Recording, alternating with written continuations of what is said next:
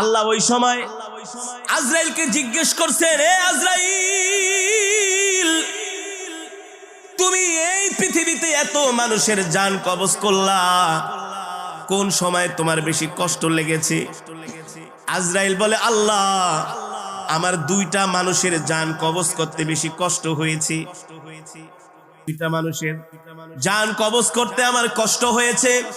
হায়াতুল হায়াওয়ানের মধ্যে এসেছে, আল বিদায়া ওয়ান নিহায়ার মধ্যে এসেছে। আজরাইল বলে, আমার দুইটা মানুষের জান কবজ করতে সবচেয়ে বেশি কষ্ট হয়েছে।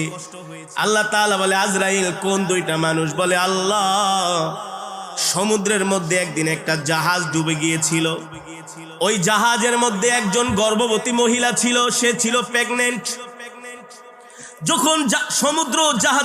যখন সমুদ্রের মধ্যে জাহাজটা ডুবে গেল, নদীর তরঙ্গমালা ঢেউগুলো জাহাজটাকে যখন একেবারে বাড়ি দিতে শুরু করলো, জাহাজটা ফেটে চূর্ণ বিচূর্ণ হয়ে গেল। মানুষগুলো বাঁচার জন্য আর্তনাদ করতেছে, তোমার কাছে সাহায্য চাচ্ছে।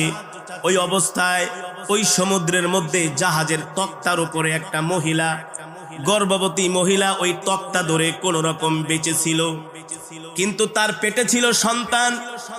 সন্তানটা প্রসব করবে। এই অবস্থায় আপনি আমাকে হুকুম দিয়েছেন, যাও এই মহিলার জান কবজ করে নিয়ে আসো।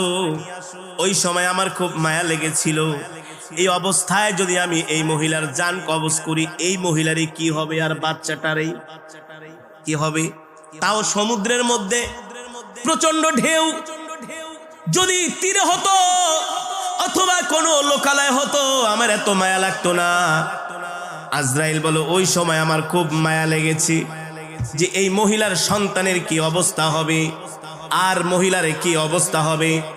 আজরাইল বলে, আল্লাহ, আমার হাতে তো কোনো ক্ষমতা নাই, সর্বময় ক্ষমতার মালিক কি? আরো জোরে বলেন।